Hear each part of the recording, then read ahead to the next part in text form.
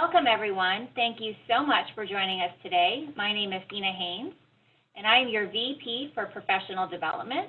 Before we get started with our webinar, I wanted to share a few opening remarks and some quick housekeeping announcements. This webinar is being recorded and will be made available free to our NAT members. All attendees have been placed in the silent mode, so please post any questions that arise into the chat feature of Zoom so I can share those questions to our speakers as part of the Q&A period before concluding our webinar. Our presentation today will stimulate discussion on interprofessional education and collaborative practice research from the Global Network of Interprofessional Education and Collaborative Practice Research and the Global Confederation of Interprofessional Education and Collaborative Practice, IPR Global, who have published an Interprofessional Education Collaborative Practice Research Discussion paper. I now have the pleasure of introducing our speakers. Dr. Hossein Khalili is an internationally recognized scholar, expert, and leader in the field of interprofessional education and collaborative practice, and serves as the director of the UW Center for Interprofessional Practice and Education at the University of Wisconsin-Madison and as an adjunct research professor at Western University. He is the co-founding lead of Interprofessional Research Global, a member of the leadership team of the Interprofessional Global, and a board member of the CIHC, and a member of CASN Accreditation Bureau.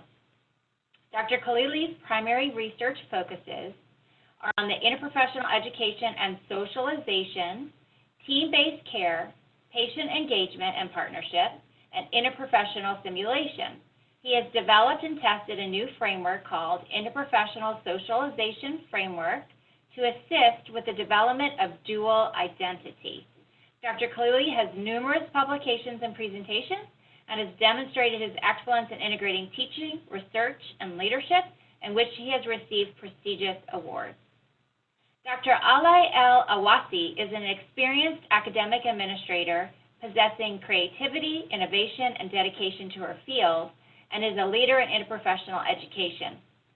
Prior to her academic career, she was an experienced clinical pharmacist in Scotland, fellow pharmacist. Currently, she is an Assistant Dean of Student Affairs. She is also the founding chair of the Interprofessional Education Committee since 2014, and has been leading a successful IPE initiative locally and internationally. She's won many awards related to her leadership and research. She's led the organization of the first Middle Eastern Conference on Interprofessional Education in December of 2015, and led the successful bid to host the 10th edition of the Altogether Better Health Conference in October 2020 in Qatar, bringing the biennial event to the Middle East for the very first time. Her research and expertise lies in the area of interprofessional education, collaborative practice, patient safety, pharmacy and medical education, and pharmacy practice, publishing numerous articles in peer-reviewed journals. Our third speaker, Kathleen McMillan, comes from Millerton, New Brunswick, and is a newly graduated pharmacist who is now in her first year of medical school at Dalhousie University. During her time as a pharmacy student, she was the president of the Dalhousie Health Sciences Student Association, co-founded the Because Everyone's Ability Matters, or the BEAM program, created interprofessional quality improvement team at the Hope Student-Led Clinic, and was involved in several interprofessional research projects. She was asked to join IPR Global after being part of the team that won the International Healthcare Team Challenge at the Altogether Better Health Conference in New Zealand in 2018. Currently, she is part of IPR Global's Interprofessional Terminology Task Force and is the interprofessional file lead for the Canadian Federation of Medical Students, where she'll be advocating for interprofessional education nationally. And lastly, Ruby Grimonprix is a professor at the College of Pharmacy, University of Manitoba, Canada. Ruby's current interest in interprofessional education stems from greater than 25 years of experience in geriatric pharmacy, where her clinical practice and scholarly works provided evidence to support the role of pharmacists on interprofessional geriatric teams. She led a Health Canadian funded project entitled Interprofessional Education and Geriatric Care. served as the IP coordinator for the U of M and educator consultant and co-chair in Health Canada funded accreditation of interprofessional health education projects. Ruby was a steering committee member of the Canadian Interprofessional Health Collaborative since back in 2005, a co-chair to the CIHC Evaluation Subcommittee, and is currently appointed to the board of CIHC. She represents them on Interprofessional Global as vice chair and incoming chair, and also serves as co-lead for Interprofessional Research Global. She's received invitations to speak and advises on issues relevant to IPE globally. We're honored to have this prestigious panel. I have the pleasure of now turning it over to Ruby, and just a reminder to please use the chat feature to post your questions, and I will be back with you later. Over to you, Ruby. Thank you very much, Sina. Hossein, if you could advance the next slide.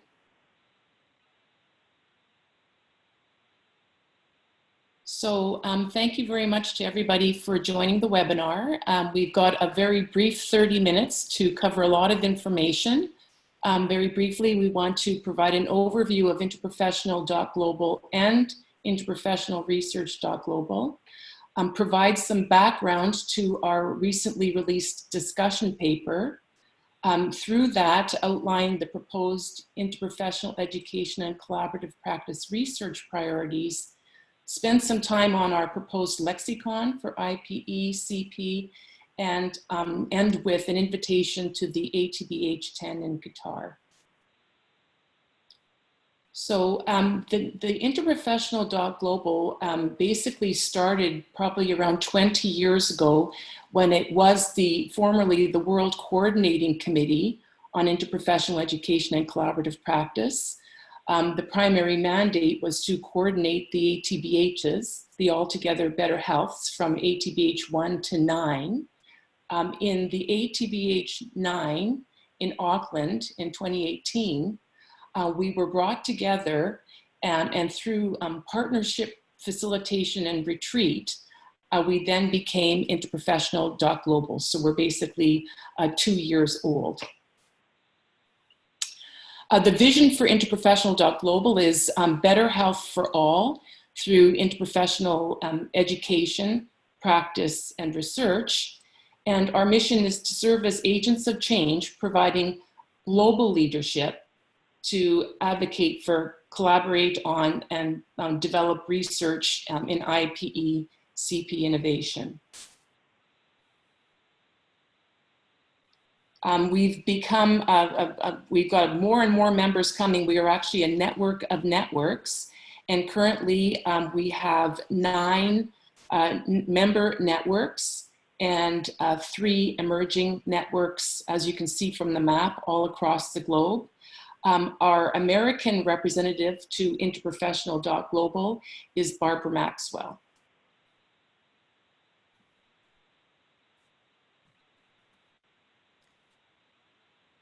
So thanks Ruby. It's Hossein Khalili. So just continuing on the slides, I'm going to talk about interprofessional research.global. Some of you might be aware that Global Network for Interprofessional Education and Collaborative Practice Research started around 2009 as from the CIHC, Canadian Interprofessional Health Collaborative, when at the time I was asked to create a national research network.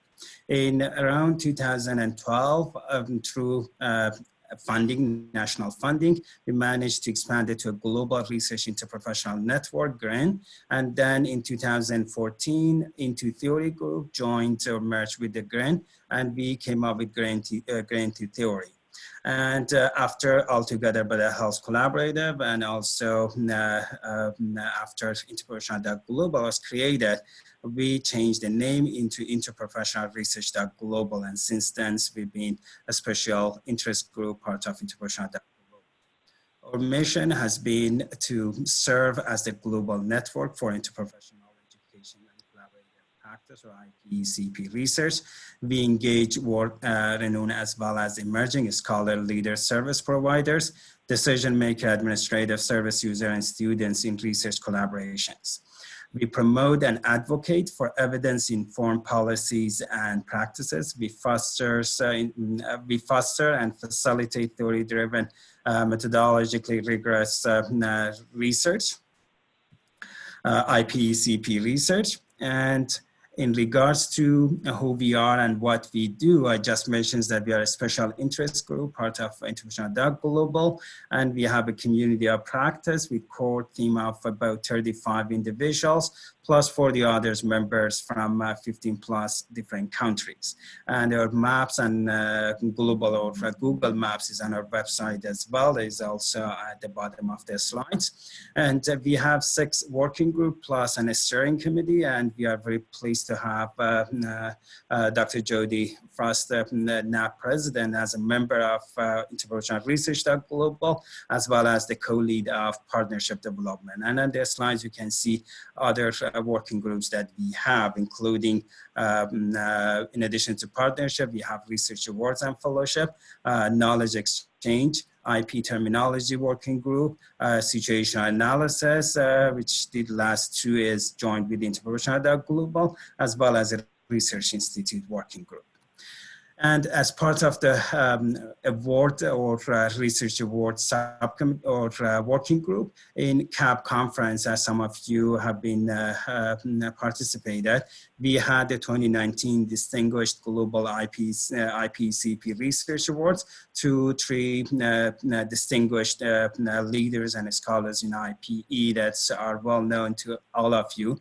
Dr. Barbara Brandt, Nexus IPE Director, Dr. John Gilbert, CIHC Founding Chair, as well as Dr. Hugh Barr, the CAPE President. So those being awarded as Distinguished Global IP Research Awards. And also we announced that we are going to have 3 awards moving forward after the name of these 3 international IPCP figures.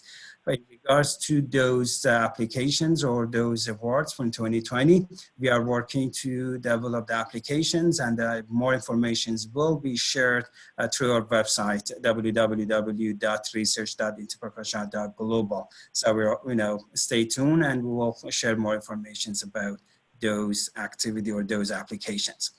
In addition to awards, also, as Sina mentions, the Interprofessional Research Global lead the development and publications of global guidance on interprofessional education and practice research, or guidance on global IPCP research.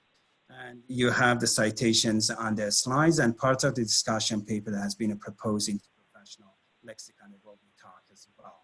Just before I hand it over to Ala for talking about the discussion paper in more details, I have a couple of slides in terms of the background. As many of you are aware, IPCP agenda or research, and as well as the field, has been recognized as a potential route to address the quadruple aim, to build the workforce capacity for healthcare, specifically primary healthcare, and also to ensure that we reach global sustainable developments. And as you are aware, research in IPCP has seen some great improvement in recent years, but still there are a need for a higher quality research in order to address some of the gaps that still exist in IPCP, including still, for example, we may not have consensus and guidelines on when to start and what type of content is needed for interprofessional education, and best practices in general speaking. So the IPCP research agenda requires to expand its focus beyond just a project or a session evaluations to assess the impact of IPCP, for example, on quadruple aim, on sustainable development, and others. In addition, IPCP research would benefit if it improves its theoretical underpinning, their employed methodology, as well as disseminations approach, in order that they can reach a broader community. So at this time, and based on all this needs, Interprofessional Research Global, in collaboration with IP.Global, has created this discussion paper and priorities for IPCP research, which Ala will continue. Thanks. Thank you, Hossein. So yes, so in terms, as Hossein mentioned, like there is quite a lot of volume of literature relating to IPECP, and it has really grown significantly over the last few decades. However, from looking at systematic reviews and the large number of literature, there is several common issues that are clearly evident. As mentioned, there is, quite a lot of the majority of the IPE programs are not guided by theoretical or conceptual framework. There is inconsistency in the reporting of detailed description of the key research component, limited follow-up studies, and limited longitudinal studies. So as such, within the discussion paper, we've identified these three key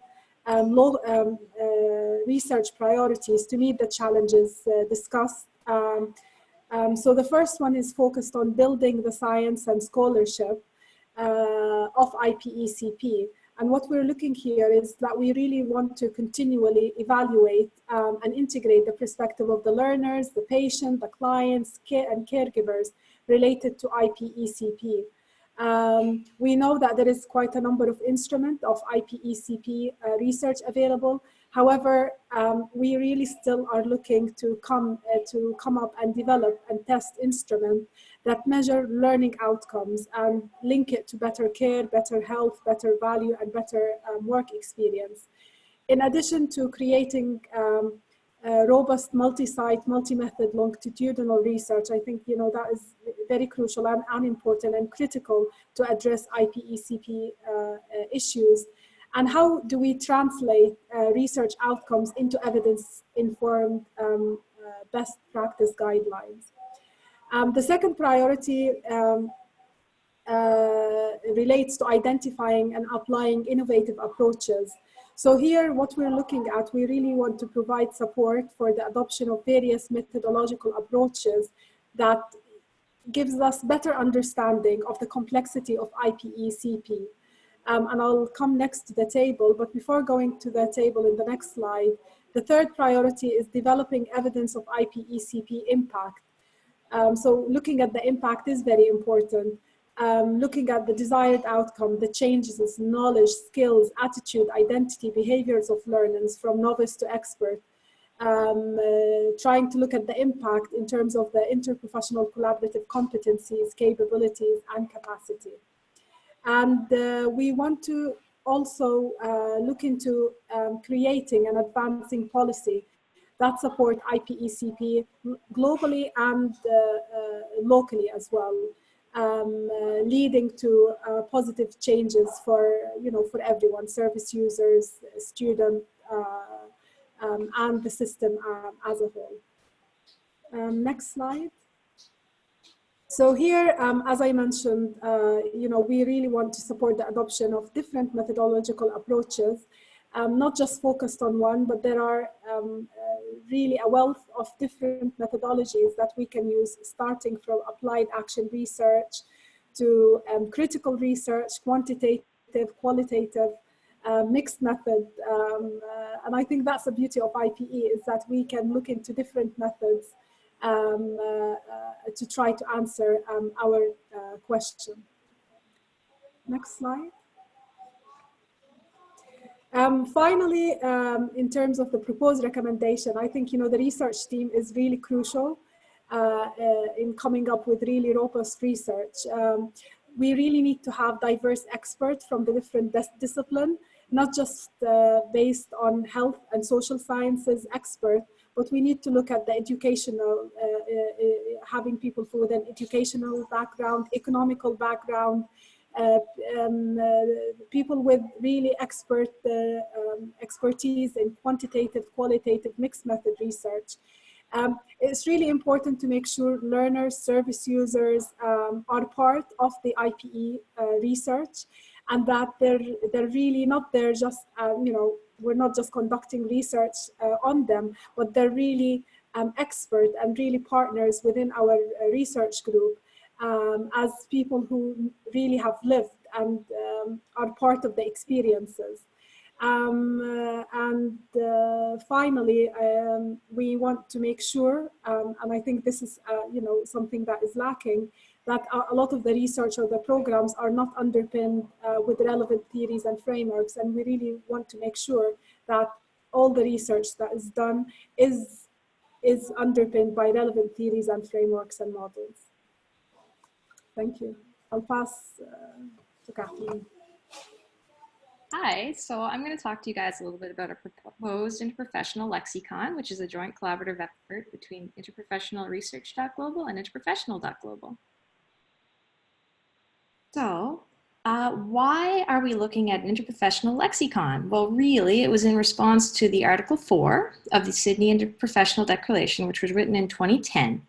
And basically that said that the global interprofessional community will undertake to develop a globally agreed upon set of definitions and descriptions that capture interprofessional education, learning, practice, and care.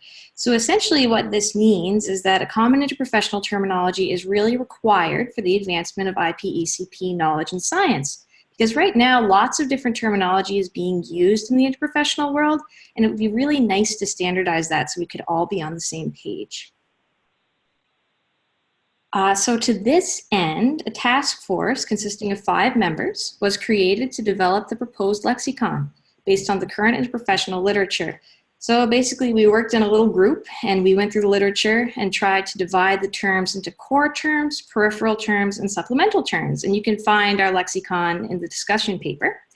But we really wanted to emphasize that the proposed lexicon is a working version of a set of interprofessional terms and descriptions, which require further input, discussion, and adjustment, because it really is a starting point in developing global consensus on a set of definitions related to IPE, learning, practice, and care.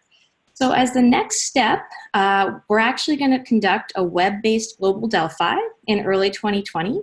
So we hope that you keep your eyes and ears open for that.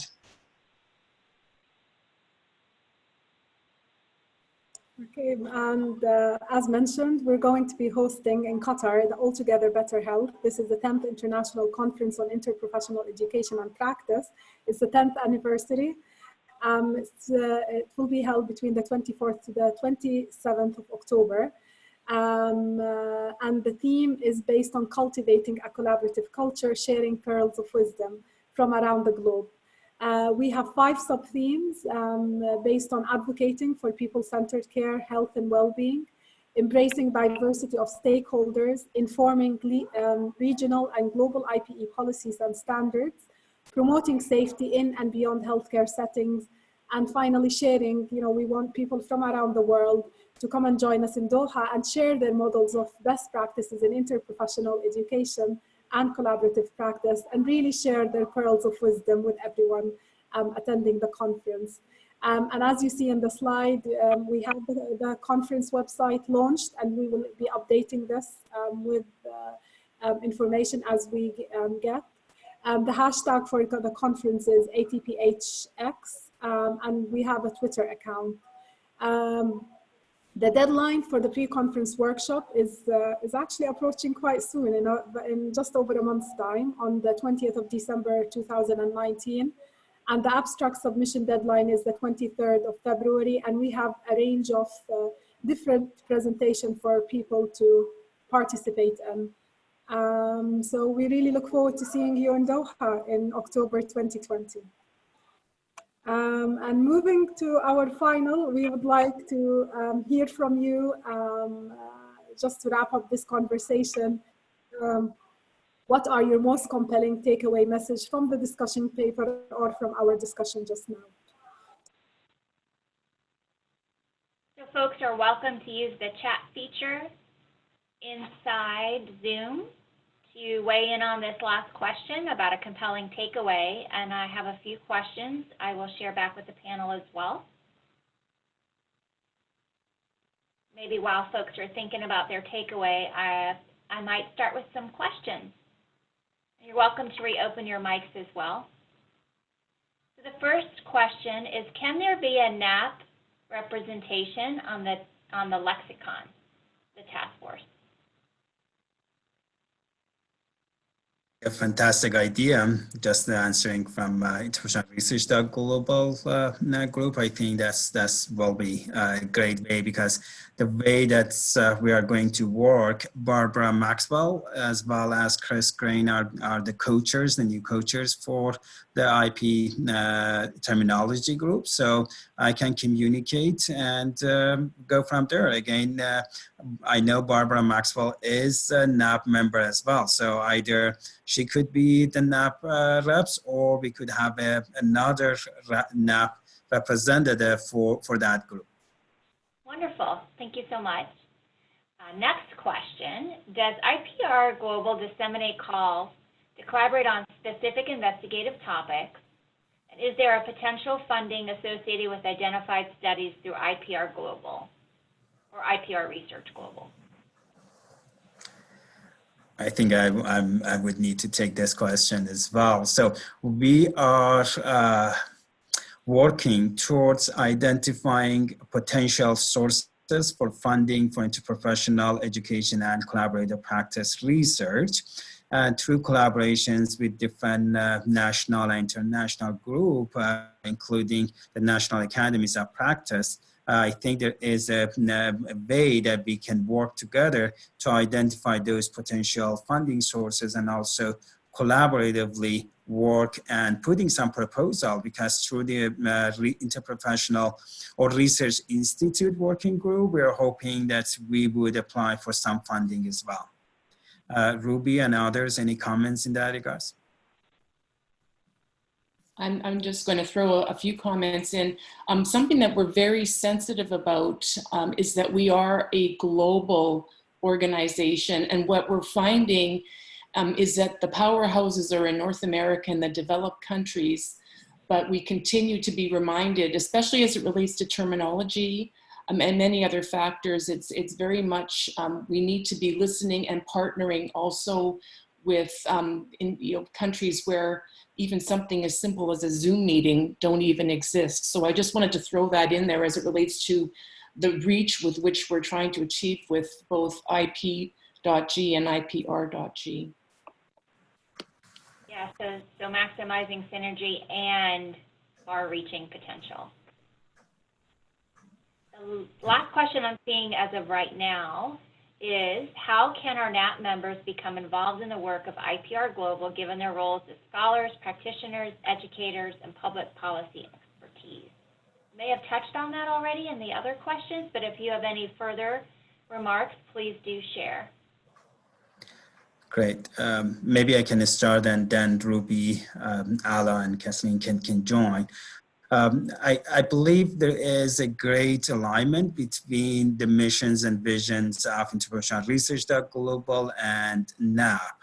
And for that reason, there is a great collaborations or great opportunity for partnership and collaboration when it comes to the research aspects, when it comes to evidence-informed policies and practices. So I really encourage members of the NAP to join different working group that we have, part of Interprofessional Research Global, as well as we are working with Interprofessional Global to complete a global analysis, situation analysis, to find out again, not just about the research funding and researchers, also about the status of interprofessional education and collaborative practice internationally. I think that would be a great opportunity for NAP members with their expertise to help us with the survey development, distribution, analysis, and also reporting on those as well. So again, there are great opportunity, and again, we are very delighted to have Dr. Judy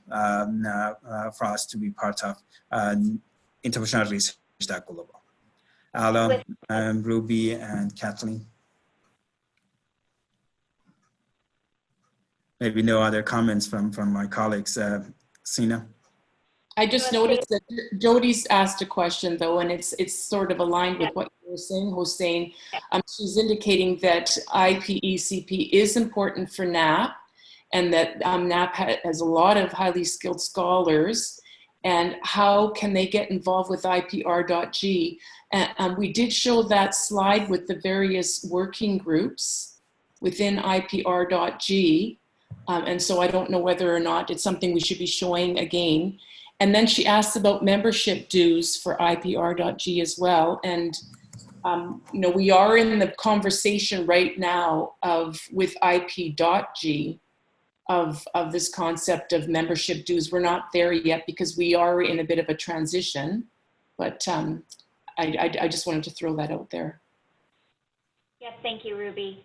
That was going to be my final question, as I have noted it came through the panel. I know we are running up on time, so I'll peek once more to see if anything else has popped into the chat.